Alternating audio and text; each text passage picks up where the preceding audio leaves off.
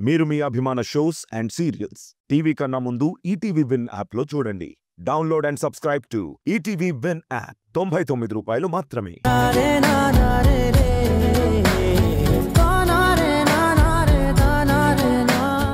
ఇలాంటి ఒక పరిస్థితి వస్తుందని కానీ గోపి పరిస్థితి అలా మారుతుందని కానీ తను ఊహించి ఉండదు కదా.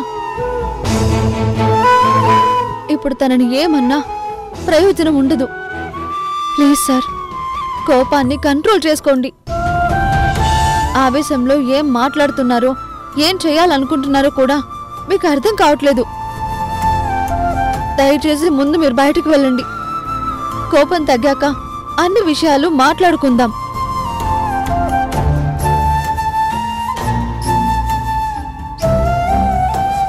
చూడుతారా, కేవలం నీ మీద గౌరవంతో నేను ఇప్పుడు వెళ్తున్నాను.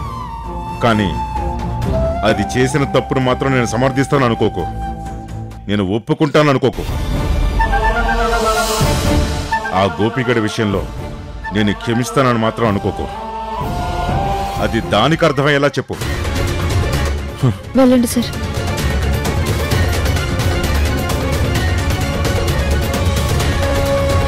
ఎంత పని చేసావు సృజన. మీ నాన్నగారు పరువు తీసేసావు కదా.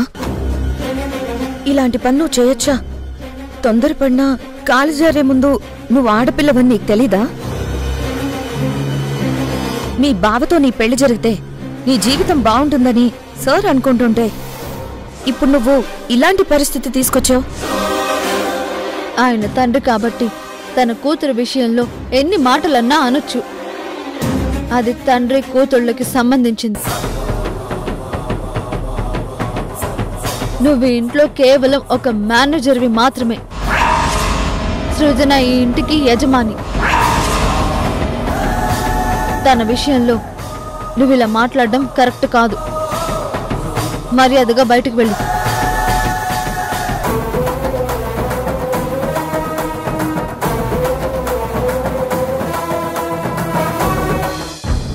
చూడుతారా, నువ్వు సృజనని వెనకేసుకుని రావచ్చు, కానీ సృజన చేసింది మాత్రం మంచి పని కాదు.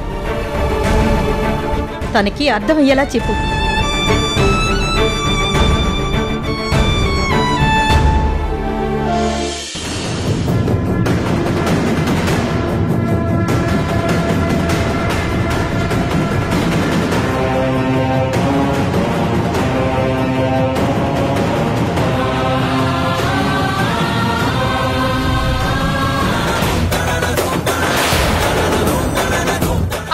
అయ్యో ఏంటి బావా ఇది? ఆగండి, వదలండి, వదలండి.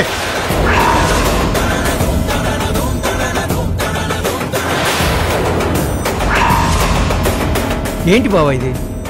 కోపాన్ని కంట్రోల్ చేసుకో. ఇలా ఆవేశపడితే మీ ఆరోగ్యం ఏమవుతుంది? ఏంటి పిచ్చి పని? దయచేసి ఆవేశపడకండి. ఏంటి అందరూ నాకే చెప్తున్నారు? ప్రతి వాళ్ళు నాతో మాట్లాడుతున్నారు, నన్నే ఆగమంటున్నారు. నా కోపంలో అర్థం లేదని చెప్తున్నారు. ఇది అర్థం లేని కోపం కాదు. నా కూతుర్ని ఈ చేతుల మీద కాదు, నా గుండెల మీద పెట్టుకుని పెంచారు. ఎంతో అపురూపంగా చూసుకున్నాను. సృజన జీవితం ఎంతో గొప్పగా ఉండాలని ఎన్నో కలలు కన్నాను. తనకి తల్లి లేకపోయినా తల్లి తండ్రి నేనే అయ్యి నా కూతురి భవిష్యత్తు గురించి ఎంతో ఉన్నతంగా ఊహించుకున్నాను. వాడొక నేరస్తుడు అని తెలిసింది. అయినా సరే నా మనసు కంట్రోల్ చేసుకుని నా కూతురు భవిష్యత్తు గురించి ఆలోచించి ఇదిగో దేవుడు లాంటి వ్యక్తిని దాని జీవితంలోకి తీసుకురావాలి అనుకున్నాను.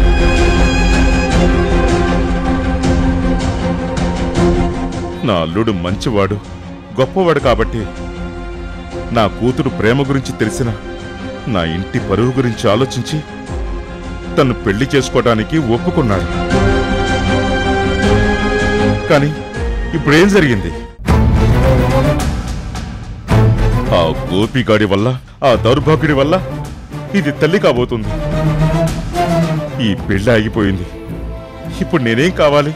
నా ఇంటి పరువు ఏం కావాలి? ఇంకా నేను నలుగురిలో తలెత్తుకుని ఎలా బతకాలి? ఏం చేయాలో తెలియని పరిస్థితిలో నేను రగిలిపోతుంటే మీరంతా నన్ను ఆగమని చెప్తున్నారేంటి? ఎవరైనా నా ముందుకొచ్చి ఆగండి అంటే చంపేస్తాను. మావయ్య, ప్లీజ్ మావయ్య, నా మీద నీకెంతో గౌరవం ఉంది. నేనింటి పరువు నిలబెడతానని నమ్మకం కూడా ఉంది కదా. అందుకే నేను చెప్తున్నాను మావయ్య, నువ్వింత ఆవేశపడకు. ఈ కోపంలో నువ్వేమైపోతావో అని నాకు చాలా భయంగా ఉంది మావయ్య. నిన్ను కంట్రోల్ చేసుకో మావయ్య. ఇలా జరుగుతుందని కానీ, ఇలాంటి మాట వినాల్సి వస్తుందని కానీ మనం అనుకోలేదు కదా.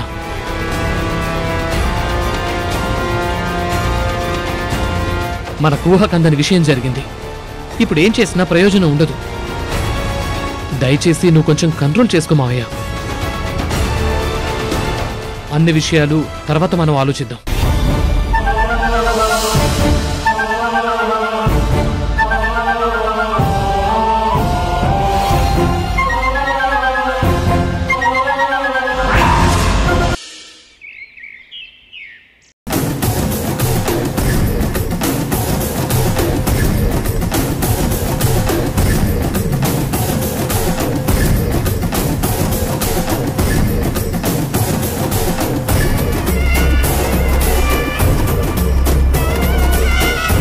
అబ్బాయి,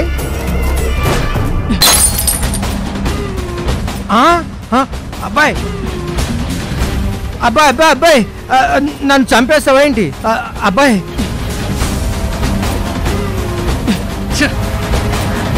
నిన్ను కాదు బాబాయ్, ఆ గోపిగాన్ని చంపేయాలనుంది.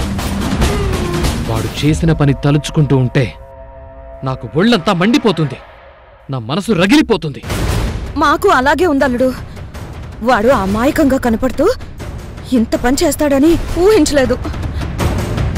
సృజనని మేడం మేడం అని పిలుస్తూ ఉంటే వాడు కనీసం సృజన నీడను కూడా తాకడు అని అనుకున్నాను. కానీ ఏకంగా తల్లిని చేస్తాడని ఊహించలేకపోయాను. అదే కదా, నోట్లో వేలు పెడితే కొరకలేనట్టుగా ఎంత అమాయకంగా నటించాడు. అలాంటిది పెళ్లికి ముందే సృజనని తల్లి చేశాడంటే వాడు మామూలోడు కాదు, వాడు గుండెలు తీసిన బంటు. అలాంటి వాడి గురించి ఏం చెప్పాలో కూడా అర్థం కావట్లేదు. ఇంకాపండి. నా ముందు వాడి గురించి మాట్లాడారంటే మీ ప్రాణాలు తీసేస్తాను. నా మరదలు నీడ కూడా వాడి మీద పడకూడదు అనుకున్నాను. కానీ వాడు నా మరదల్ని శారీరకంగా దగ్గర చేసుకున్నాడు. ఏం మాట్లాడాలి, ఎలా మాట్లాడాలి? నా ప్లాన్ మొత్తం రివర్స్ చేశాడు. సృజన నా సొంతం అనుకున్నాను. నేను తనని మంచి మాటలతో నమ్మిస్తూ నాకు దగ్గర చేసుకోవాలి అనుకున్నాను. తన మనసు మార్చేసి నా రూపానికి ప్రతిరూపం తన కడుపులో పెరగాలి అనుకున్నాను. కానీ గోపి పెళ్లికి ముందే నా సృజనని మొత్తం దోచేసుకున్నాడు. ఇప్పుడు వాడి రూపం తన కడుపులో పెరుగుతుంది. ఇప్పుడు సృజన మనస్సు ఎలా మారుతుంది? ఇప్పుడు మామయ్య కూడా ఏం ఆలోచిస్తాడో తెలియట్లేదు. నా ప్లాన్ మొత్తం తలకిందులు చేసిన గోపిని వెంటనే చంపేయాలి బాబాయ్. అప్పుడు నా కోపం చల్లారుతుంది.